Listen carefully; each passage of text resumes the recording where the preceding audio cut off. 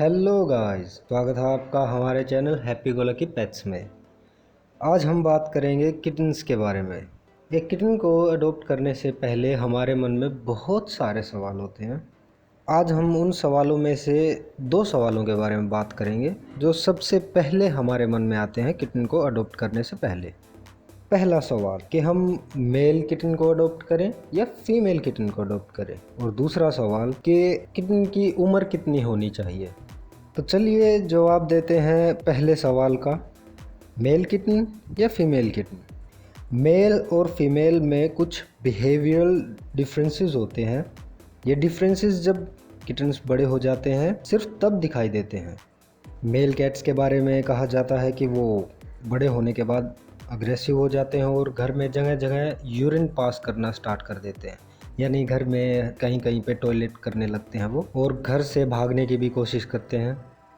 Females के बारे में कहा जाता है कि वो ज़्यादा लविंग हो जाती हैं और हर चीज़ पे खुद को रब करने लगती हैं, और हीट साइकिल के आने पे वो ज़्यादा आवाज़ें भी निकालती हैं, दिन में भी और रात में भी, जिससे आप भी परेशान हो सकते हैं और आपके पड़ोसी भी।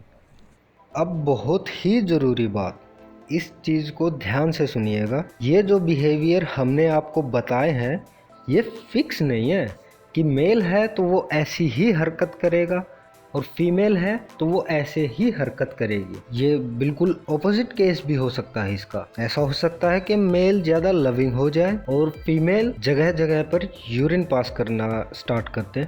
हर कैट का अपना एक बिहेवियर है, सो मैं इसमें यही कहूँगा कि जेंडर इतना मैटर नहीं करता है। अब बात करते हैं दूसरे सवाल के बारे में, जो है किटन की बेस्ट उम्र उसे अडॉप्ट करने के लिए। हमने काफ़ी रिसर्च की तो उस हिसाब से किटन की मिनिमम एज अडॉप्ट करने के लिए 8 हफ्ते होनी चाहिए। इससे 1-2 हफ्ता ऊपर चलेगा, उसमें कोई प्रॉब्लम नहीं है, लेकिन अगर मिनिमम छोटे से छोटा किटन आप लेके आना चाहते हैं तो वो कम से कम 8 हफ्ते का हो। अब ऐसा क्यों कि 8 हफ्ते का किटन अच्छा है, इसको एक्सप्लेन करेंगे हम 2 स्टेजेस में। पहली स्टेज में किटन को हम लेंगे 0 से 3 हफ्ते का, और दूसरी स्टेज में हम लेंगे किटन को 3 हफ्ते से 8 हफ्ते का। तो पहली स्टेज में जब किटन 0 से 3 हफ्ते का होता है उसे अपनी माँ की ज़रूरत होती ही होती है। ये बहुत ही एसेंशियल है उसके लिए अपनी माँ के साथ रहना। इसका रीज़न, पहली चीज़, दूध। किटन्स के अंदर खुद की इम्यूनिटी बिल्कुल भी नहीं होती, वो ये इम्यूनिटी बोरो करते हैं अपनी माँ के दूध से। और दूसरी, इस उम्र के किटन खुद टॉयलेट नहीं कर सकते, उनकी माँ को उन्हें स्टिमुलेट करना पड़ता है।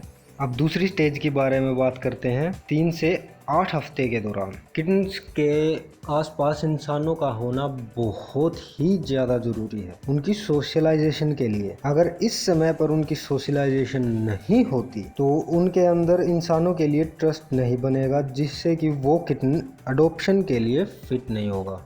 आपने ये सुना होगा कि बिल्ली टॉयलेट करने के बाद उसे मिट्टी से ढक देती है।